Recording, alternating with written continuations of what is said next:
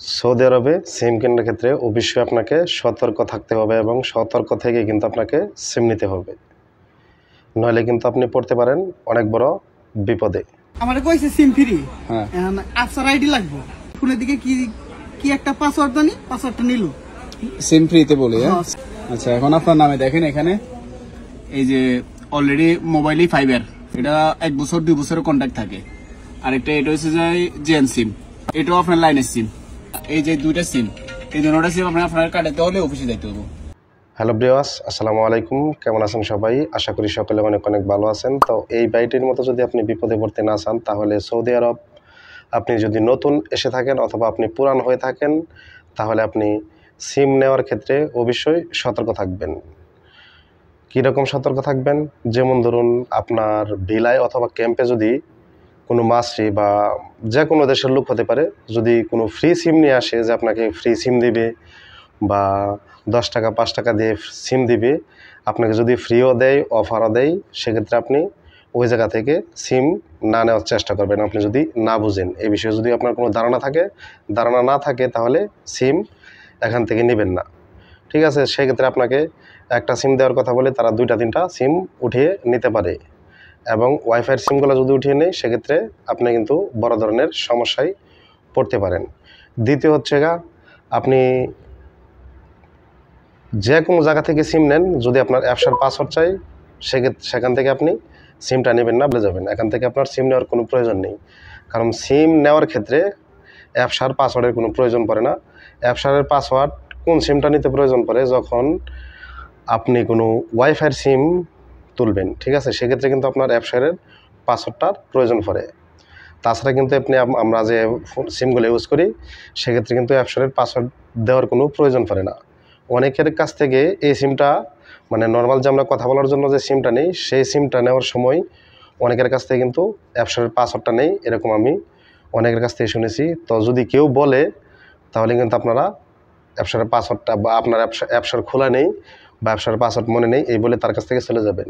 আপনারা এই সিমগুলো যদি কোনো কাস্টমার কেয়ার থেকে নেন, তাহলে কিন্তু তারা আপনাদের সাথে কোনো প্রতারণা করবে না। প্রতারণা করে হচ্ছে যেগুলো আমাদের বাসায় এসে সিমগুলো ফ্রিতে অথবা 5 টাকা 10 টাকায় দিয়ে যায় বা অনেক অনেক অফার দেখায়, তারা কিন্তু আমাদের সাথে এই প্রতারণাগুলো করে থাকে। এবং মার্কেটে যাওয়ার পরে কিছু পাকিস্তানি, বাংলাদেশি বা হিন্দি যে কেউ হতে পারে, তারা কিন্তু কিছু সিম বাইরে বসে বিক্রি করে। তো তারা কিন্তু অনেক সময় আপনাকে সিম দেওয়ার নাম, মানে সিম বিক্রি করার নাম বলে দেখা গেছে যে আপনি একবার ফিঙ্গার দিবেন, বলবে যে আপনার ফিঙ্গারটা হয় না, দ্বিতীয়বার দেন। তো তখন সে দ্বিতীয়বার অন্য একটা নাম্বার চুজ করে তারপরে কিন্তু আপনার কাছ থেকে দ্বিতীয়বার আবার ফিঙ্গার নিয়ে দ্বিতীয় একটি সিম উঠিয়ে নেবে। তো সেক্ষেত্রে আপনি যদি এগুলো বিষয় না বুঝেন, বা এখানে কী লেখা আছে, সে কী করতেছে, এগুলো যদি আপনি না বুঝেন, তাহলে অবশ্যই যে বুঝে তাকে নিয়ে সিমগুলো নেবেন। আর সব থেকে ভালো হবে যেটা হচ্ছে আপনি কোনো বাইরে থেকে কোনো সিম নেবেন না, কাস্টমার কেয়ার থেকে সিম নেবেন। তাহলে আপনি নিরাপদ থাকতে পারবেন। আপনার একটা সিম দেওয়ার কথা বলে 2টা 3টা সিম তারা কখনোই দিবে না। এখন আরেকটা হচ্ছে যে অনেকে, ওই যে এই ভাইটার কথা বললাম, এই ভাইটা একটা সিম নিয়েছে, তারপরে দেখে যে তার নামে 2টা ওয়াইফাইয়ের সিম উঠে আছে। তো সেক্ষেত্রে আপনি কি করবেন? আপনি একটা সিম কেনার পরে, আপনি যেখান থেকে কেনার পরে আপনি আপনার বিলায় অথবা ক্যাম্পে বাসায় যাওয়ার পরে কেউ যদি বুঝে, তাহলে আপনার অ্যাপসর পাসওয়ার্ডটি দিয়ে CST অ্যাপস দিয়ে আপনি চেক করে দেখে নেবেন যে আপনার মানে কয়টা সিম আছে আপনার নামে। তো সেই বিষয়ে যদি আপনি না জানেন, তাহলে ভিডিওর ডেসক্রিপশন বক্সে লিঙ্ক দেওয়া থাকবে যে আপনার অ্যাকাউন্টের উপর কয়টি সিম আছে, সেটা চাইলে আপনি নিজেই চেক করে দেখে নিতে পারবেন। তো যদি দেখেন সিম আপনার নামে ওয়াইফাই সিম আছে, বা পার্সোনাল কথা বলার জন্য আমরা যে সিমগুলো ইউজ করি সেই সিম আছে, তো এখানে আপনি যে সিমটি ইউজ করছেন বা যে সিমটি কিনছেন, তার বাইরে যদি কোনো সিম থাকে, আপনি যে কাজটি করবেন, সাথে সাথে মানে পুলিশের কাছে গিয়ে আপনি একটা জিডি করে রাখবেন, ঠিক আছে? তাহলে এই জায়গায় যদি কোনো ওয়াইফাইয়ের সিম, আপনি যার কাছ থেকে সিমটা কিনছেন, সে যদি কোনো ওয়াইফাইয়ের সিম উঠিয়ে থাকে, ঠিক আছে, তখন এটা কিন্তু সে 1 মাস 22-23 দিন কিন্তু ইউজ করতে পারবে। 1 মাস পরে কিন্তু আপনার ফোনে একটা মেসেজ চলে আসবে, বিল চলে আসবে। তো বিল ছাড়া এটা 1 মাস 22-23 দিন চালাতে পারবে, তারপরে কিন্তু আর চলবে না। তো এই সিমটার কিন্তু একটা কন্ট্রাক্ট থাকে 1.5 বছর 2 বছর। আর এটা যদি কেউ আপনার নামে উঠিয়ে ফেলে আপনার অজান্তেই, তাহলে কিন্তু আপনি বিরাট বড় একটা সমস্যায় পড়বেন। যেমন এটা যদি আপনি পরে ক্যান্সেল করতে যান, তাহলে কিন্তু আপনার 2-3-4 হাজার টাকা খরচ হয়ে যেতে পারে, 2 থেকে 4 হাজার টাকা খরচ হয়ে যেতে পারে। আর আপনি যদি ওইটা আপনার দেখছেন যে আপনি অনলাইনে চেক দেওয়ার পর দেখছেন যে আপনার এখানে ওয়াইফাইয়ের সিম আছে, তো সেক্ষেত্রে আপনি কোনো কিছু করলেন না, অফিসে গেলেন না, পুলিশের কাছে গেলেন না। অফিসে গেলে কোনো সমস্যার সমাধান হবে না, কারণ হচ্ছে কি তারা এটা বলবে যে তুমি টাকা পেমেন্ট করো, তারপরে তোমার সিমটা অফ করে দিব। যদি আপনি পেমেন্ট না করেন তাহলে এটা কিন্তু এভাবে থেকে যাবে। তখন দেখা গেছে আপনার আকামা এক্সপায়ার হলে আকামা হবে না, বা অনেক কাজগুলো কিন্তু আপনি করতে পারবেন না।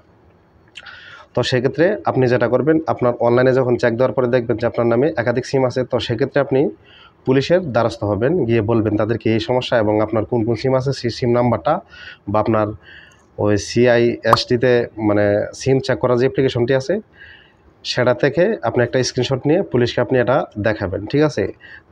তাহলে তারা এটা তার নজরে রাখবে, যখন এই সিমটি কোনো ডিভাইস অথবা কোনো রাউটারে যে কোনো জায়গায় মানে যখন কাজ করা শুরু করবে, যখন এই সিমটা কেউ আপনার অজান্তেই ধরেন আপনার আইডির উপরে নিয়ে নিছে, যখন সে এই সিমটি কোনো ফোনে ভরে নেট ইউজ করবে বা কোনো রাউটারে ভরে নেট ইউজ করবে, তখন কিন্তু এই লোকেশনটা আপনি যখন পুলিশের কাছে কমপ্লেন করবেন, তখন এটা যদি কোনো নেটওয়ার্কের আওতায় অর্থাৎ কোনো ডিভাইসে যদি সিমটি স্লট করা থাকে, সেক্ষেত্রে তাদের কাছে সাথে সাথে নোটিফিকেশন যাবে এবং তারা কিন্তু ওই ব্যক্তিটাকে শনাক্ত করে ধরতে পারবে। তো সেক্ষেত্রে কিন্তু আপনি এই এত বড় একটা জরিমানা থেকে কিন্তু বাঁচতে পারেন, সেই জরিমানাটা কিন্তু তার মানে দেওয়া লাগবে। তো সেক্ষেত্রে আপনি কিছুটা জরিমানা আপনার উপর আসতে পারে, সেক্ষেত্রে কিন্তু আপনি বেঁচে যাবেন। আর যদি আপনি ধরেন পুলিশের কাছে গেলেন না, হয়তো অফিসে গেলেন, অফিস বললো যে এই রাউটার তো তুমি নিছো, তোমার ফিঙ্গার, তোমার অ্যাপশট, তোমার সব কিছু, তো যেহেতু তুমি সিমটা নিছো তাহলে তোমাকে সম্পূর্ণ টাকা, তুমি যদি রাউটার ইউজ না করো তো সেক্ষেত্রে তোমাকে সম্পূর্ণ টাকা ড্যামারেজ দিতে হবে। যেমন তারা একটা রাউটার দেয়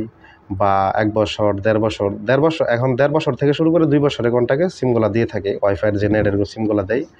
তো সেক্ষেত্রে আপনি কিন্তু 2-3-4 হাজার টাকার একটা মানে ড্যামারেজ আপনাকে দিতে হবে, না দিলে কিন্তু এটা অনলাইনে থেকে যাবে। আপনি যদি ছুটিতে যেতে চান, এয়ারপোর্টে এই টাকাটা পেমেন্ট করার পরে কিন্তু ছুটি যেতে পারবেন, নয়তো কিন্তু আপনার ছুটিটা ক্যান্সেল হয়ে যাবে, এয়ারপোর্ট থেকে আপনাকে ব্রেক মানে পাঠিয়ে দিবে। আর যদি আপনি আকামা বানাতে যান, তো সেক্ষেত্রে যদি আপনার এই জরিমানাগুলো থাকে, মানে এই টাকাগুলো আপনি পেমেন্ট না করেন, তো সেক্ষেত্রে কিন্তু আপনার ওই আকামাটা হবে না। আর যদি আপনি এইভাবে 2-4 মাস এভাবে রেখে দেন, কোনো খোঁজখবর না নেন, সেক্ষেত্রে কিন্তু আপনার 10-15 হাজার টাকার একটা মামলা হয়ে যাবে ওই কোম্পানি থেকে অটোমেটিক। তো সেক্ষেত্রে কিন্তু আপনি আরও বড় ধরনের একটা সমস্যায় পড়ে যাবেন। তো আপনারা যেখান থেকে সিম নেন, সিম নেওয়ার পরে বাসায় এসে অথবা এই ভিডিওর ডেসক্রিপশন বক্সে লিঙ্ক দেওয়া থাকবে যে আপনারা কীভাবে আপনার আকামার উপর কয়টা সিম আছে সেটা চেক দিয়ে দেখে নেবেন খুব সহজেই। তো চেক করার পরে আপনি যদি দেখেন যে আপনার নামের উপর বেশি সিম আছে, সাথে সাথে পুলিশের দ্বারস্থ হবেন এবং তাদেরকে আপনার সমস্যাটির কথা বলবেন, তাহলে কিন্তু আপনি এই সমস্যা থেকে মুক্তি পাবেন। আরেকটা হচ্ছে কি, যেটা আপনারা সিম নেওয়ার ক্ষেত্রে নতুন অথবা পুরান মার্কেটে গেলে বাইরে টেবিলের উপরে বাংলাদেশের মতো সিম বিছিয়ে রাখে বা আপনার বিলাই আসে সিম দিয়ে যায়, ওখান থেকে আপনারা সিমগুলো নেবেন না। আপনার 30-35 টাকা গেলেও আপনি কাস্টমার কেয়ার থেকে সিমটা নেবেন, তাহলে কিন্তু আপনি আসলে সেফ থাকতে পারবেন। আর আপনারা সিম নেওয়ার সময় অবশ্যই STC নেন, মোবাইলে নেন, জেন নেন, যে কোনো সিম নেন, আপনি ওই সিমের যে কাস্টমার কেয়ারটা থাকবে, আপনি যদি আপনার আশেপাশে চোখে না পড়ে, আপনি যদি নতুন এসে থাকেন বা পুরাতন হয়ে থাকেন, যদি আশেপাশে এরকম দোকান বলতে আপনার কাস্টমার কেয়ারগুলো আপনি খুঁজে না পান, সেক্ষেত্রে আপনি গুগল ম্যাপের সাহায্য নেবেন যে